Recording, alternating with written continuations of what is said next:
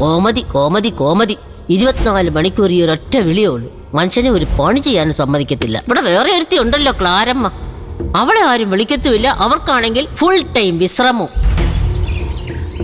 ഓ എന്റെ ഈശ്വര, എന്റെ ഒരു വിധി. ഓ ദോ വരുന്നു. എന്താമേ ഇങ്ങോട്ട് വന്നേ. എന്താടി വരാൻ ഇത്ര താമസം? എത്ര നേരമായിട്ട് ഞാൻ ഇവിടെ കിടന്ന് വിളിക്കുക? എന്റെ ഞാൻ അവിടെ പണിയിലായിരുന്നു.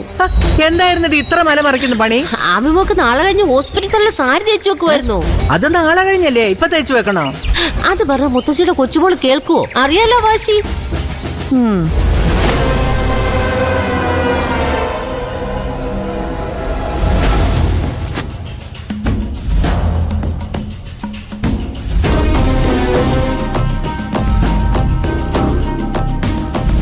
അല്ല, എന്തിനാ എന്നെ വിളിച്ചേ? ആ തുണിയെല്ലാം തേച്ചു വെച്ചിട്ടേ നീ പറമ്പിൽ പോയി ആ പൊഴിഞ്ഞു കിടക്കുന്ന പുളിയുണ്ടല്ലോ അതെല്ലാം പെറുക്കി എടുത്തോണ്ട് വാ. മഴ നനഞ്ഞാ പിന്നെ കൊള്ളൂല. എന്തി അമ്മയുടെ ക്ലാരമ്മ? അവര് പോയി പുളി പറക്കാൻ എന്താ പുളി പിണങ്ങൂ? ക്ലാരമ്മ അടുക്കള പണിയിലല്ലേ? ആ പണിക്ക് അടുക്കളപ്പണി എന്നല്ല പറയുന്നത്, കള്ളപ്പണിന്നാ. അല്ലെങ്കിൽ ഇങ്ങനെയുണ്ട് ഒരു രാപ്പകൽ പണി. അതുകൊണ്ട് എന്താ പണി കിട്ടുന്ന മുഴുവൻ എനിക്കല്ലേ? ഇങ്ങനെ ഒരു അസൂയക്കാരി പെണ്ണ്.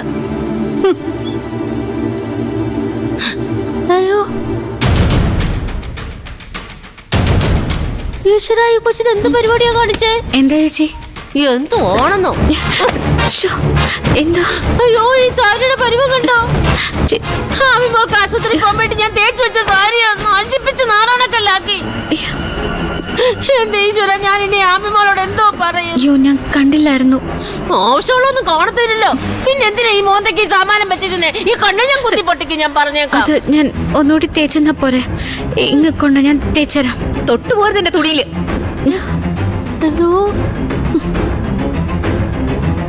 ചുളുക്കി നശിപ്പിച്ചിട്ട് ഇപ്പൊ തേച്ചരാന്നോ?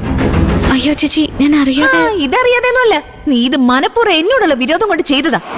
എന്നോട് നേരിട്ട് മുട്ടാൻ പറ്റില്ലല്ലോ, അപ്പൊ പിന്നെ ഇതൊക്കെയാണല്ലോ എന്നോട് പ്രതികാരം ചെയ്യാനുള്ള ഏക വഴി. ചേച്ചി ഇങ്ങനൊന്നും പറയല്ലേ, ഞാൻ മനസ്സറിയാത്ത കാര്യ. ഞാൻ പറഞ്ഞല്ലോ, ഞാൻ തേച്ചുതരാം. എന്റെ തുണിയിൽ നീ തൊടുന്നത് എനിക്ക് ഇഷ്ടമല്ലെന്ന് ഞാൻ പറഞ്ഞില്ലേ? എന്താ ഇവിടെ? എന്തിനാമി ഇങ്ങനെ ബഹളം കൂട്ടുന്നേ? മുത്തശ്ശി ഇത് കണ്ടില്ലേ? അലക്ക് തേച്ചു വെച്ചിരുന്ന സാരിയാ ഇവളിത് ചുളുക്കി കോളമാക്കി. മുത്തശ്ശി സത്യമായിട്ട് ഞാൻ കണ്ടില്ലായിരുന്നു ഇത് ഇവിടെ ഇരിക്കുന്നത്. ഞാൻ അമ്മയോട് അപ്പോഴേ പറഞ്ഞല്ലേ സാരി തേച്ചു വെച്ച കാര്യം. ഒരു നിമിഷം എന്റെ കണ്ണു തെറ്റിയപ്പോഴത്തേക്കും കോളമാക്കി വെച്ച്. ഈ കുട്ടി മനഃപൂർവ്വം ചെയ്തതല്ലെന്ന് പറഞ്ഞല്ലോ, ഒന്നുകൂടെ തേച്ചാ തീർന്നില്ലേ പ്രശ്നം? എങ്ങനെ തീരും? ഇനിയും ഇവൾക്ക് വേണമെങ്കിൽ ചുളുക്കാലോ. ചുളുക്കാൻ നീ ഇതിവിടെ വെക്കണ്ട, നിന്റെ മുറി കൊണ്ടേ അലമാര വെച്ച് പൂട്ടിവേ. ഓഹോ, അപ്പൊ ഇതിനും കുഴപ്പം എനിക്കാണല്ലേ? ഓ, എന്റെ ആമി സംഭവിച്ചു പോയ കാര്യല്ലേ. ഇനിയിപ്പൊ ദേഷ്യപ്പെട്ടിട്ടോ വഴക്കുണ്ടാക്കിട്ടോ വല്ല കാര്യമുണ്ടോ? നീ പെണങ്ങണ്ട, ഞാൻ തേച്ചു തരാം. ഇതാ. അയ്യോ വേണ്ട, ആരും ബുദ്ധിമുട്ടണ്ട. ഈ ചുളുങ്ങിയ സാരി തന്നെ ഉടുത്തോണ്ട് ഞാൻ പൊയ്ക്കോളാം. ഞാൻ മോശമാവുന്നത് കാണുന്നതല്ലേ എല്ലാവർക്കും സന്തോഷം. ചേച്ചി അവിടെ നിൽക്കട്ടെ, ഇതിന്റെ ഇളക്ക് കമ്പനി നീ ആയിരിക്കും അല്ലേ? അമ്മോ, ഞാനൊന്നും കണ്ടിട്ടുമില്ല പറഞ്ഞിട്ടുമില്ല. ഞങ്ങൾ സംസാരിച്ചോണ്ടിരുന്നപ്പോ ആമിമോള് കേറി വന്നതാ. സംശയം ഉണ്ടെങ്കിൽ ഈ കൊച്ചിനോട് ചോദിക്കും. നിന്റെ സത്യവും കള്ളവൊന്നും എനിക്ക് കേൾക്കണ്ട. പൊക്കോ. മോള് സങ്കടപ്പെടണ്ട, ഇവളെയൊക്കെ വരച്ച വരെ നിർത്താൻ എനിക്കറിയാം.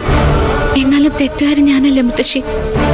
ചേച്ചിയുടെ സാരി ഇവിടെ ഇരിക്കുന്നത് ഞാൻ ശ്രദ്ധിച്ചേയില്ല. നിന്റെ ശുദ്ധ സ്വഭാവം കൊണ്ടാ പോകുന്നവരും വരുന്നവരും എല്ലാം നിന്നെ കയറി ചൊറിയുന്ന. ഇനി ആര് നിന്നെ ചൊറിയാൻ വന്നാലും കൈയും കെട്ടി നോക്കി നിൽക്കരുത്, കേറി അങ്ങ് മാന്തിയേക്കണം. മനസ്സിലായോ? 1-2 തവണ അങ്ങനെ അനുഭവം വരുമ്പോ പിന്നെ പഠിച്ചോളും. വിഷമിക്കണ്ട കേട്ടോ.